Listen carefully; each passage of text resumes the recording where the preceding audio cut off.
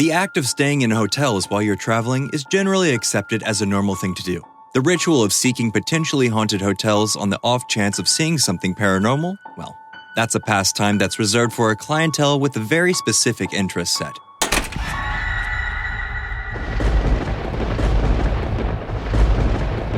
Today on Graveyard Shift Ranked, the top 10 real haunted hotels across America. Before we get started, be sure to comment down below and let us know what other topics you'd like for us to cover next. And please subscribe to Graveyard Shift. That way, you'll stay up to date for all your horror needs. Number 10. Hotel del Coronado. Love is a universal constant that binds us all together. So much so that when someone severs those ties abruptly, it can have horrific consequences. Kate Morgan, a 24-year-old woman, was supposed to stay at the Hotel del Coronado with her lover. They had planned a quiet Thanksgiving getaway. This was the 1880s, an idyllic time. Kate was filled with romance and excitement about her future, brimming with potential and possibility. However, her lover never showed up. Kate was driven mad by her despondency. She was inconsolable, distraught on every level very few ever reach. She eventually ended her life with a shotgun. It's said that today, all these years later, she can still be seen wandering the halls of the Hotel del Coronado. California has a rich history of ghosts and paranormal events, but Kate Morgan is one of the most seen apparitions. Visitors at the hotel claim to witness her defiled visage softly weeping late at night. When spotted, she'll turn around calling out, as if the viewer is her long-lost lover. Hopefully someday she'll find the person she's still looking for. God only knows what she'll do when she does. Number 9. Lord Baltimore Hotel. The Lord Baltimore Hotel in Baltimore, Maryland has a long history of hauntings. In fact, its legacy of ghostly appearances is so extensive that we couldn't name them all in one entry, even if we tried. So we're just going to focus on the specter that lurks on the 19th floor. There's a ghost of a young girl that spends all of her time there. It's said that she wears a red dress, black patent leather shoes, and carries a red ball. The urban legend is that the young girl died in one of the elevator shafts in a tragic accident. A select few individuals have claimed to witness the little girl. However, over the decades, she's grown shy. She's been rarely spotted over the last decade or so. These days, visitors of Baltimore are confronted with temperature changes, the sound of small feet running, and elevators that seem to always stop on floor 19. Number 8. Stanley Hotel.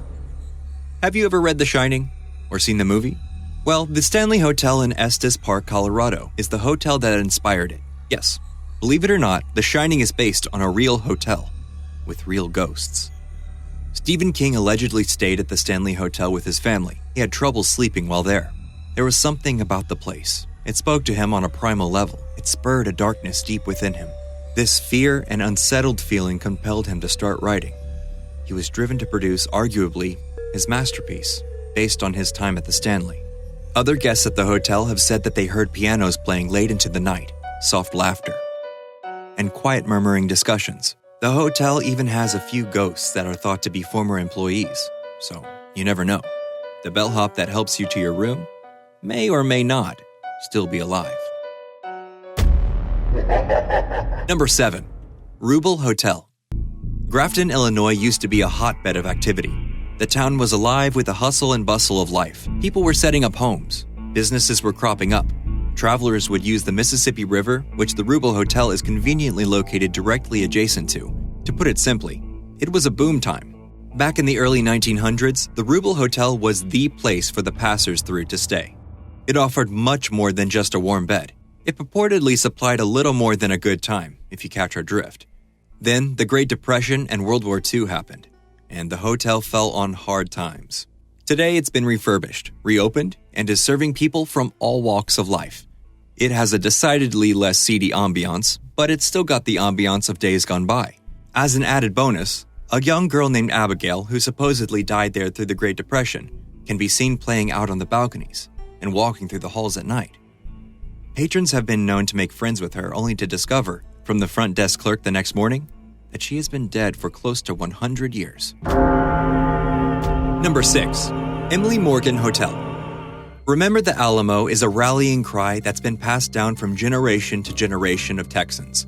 Very few people remember the Emily Morgan Hotel, though. A 177-room neo-Gothic building that is home to some of San Antonio's best ghost stories and most luxurious hospitality.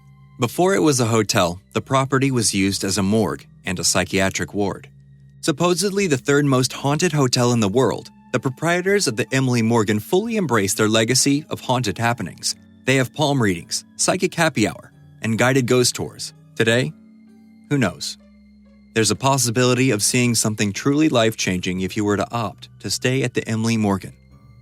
You could meet a myriad of spirits who are said to still roam the premises.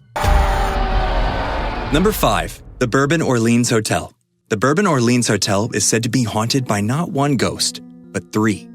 The ghost of a Confederate soldier, a Catholic nun, and a small orphan child. All 3 of these people share tragic backstories, untimely deaths, and are now trapped between spiritual planes. The grief and trauma they endured during their life serves as a beacon for people across Louisiana.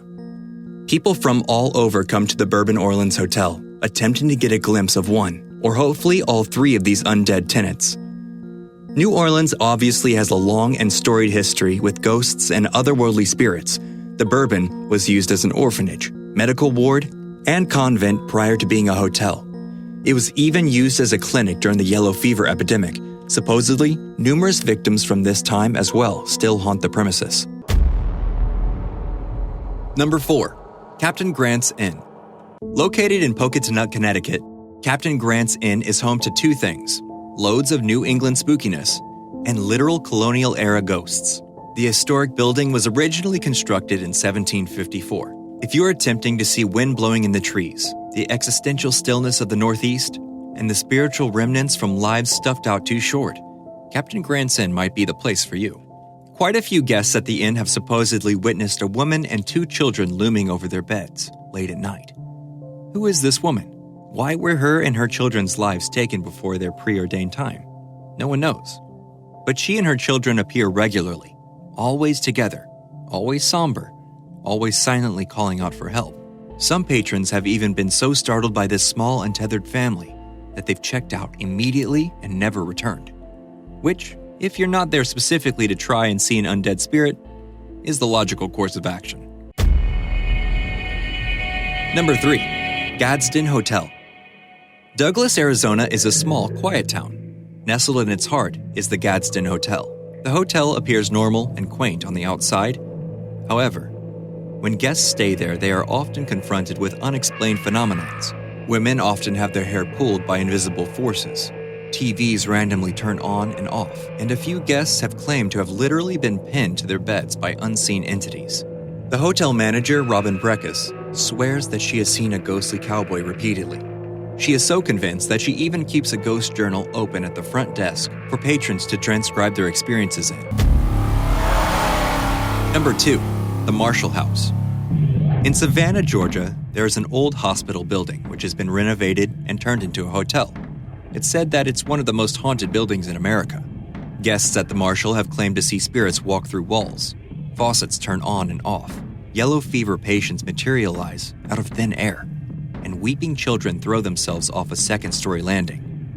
The Marshall House is a place that houses great sorrow and psychiatric trauma, as it was used, like multiple places in this video, as a way station for the terminally ill.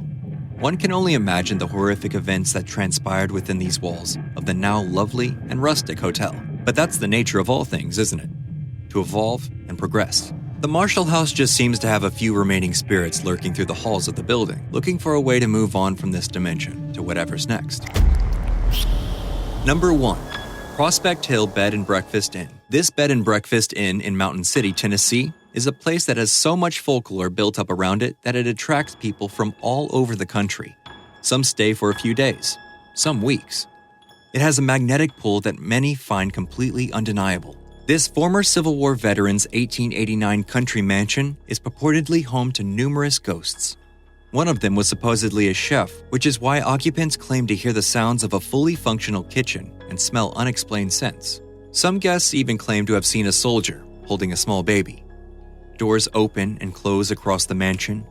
Despite the seriousness of these numerous paranormal sightings, people from all across the country flock to the prospect in hopes of experiencing something otherworldly. And on that note, like, share, and subscribe to The Graveyard Shift. Be sure to comment down below and let us know what other topics you'd like for us to cover. Check back next time, if you're brave enough, to find out what otherworldly events we'll chronicle next.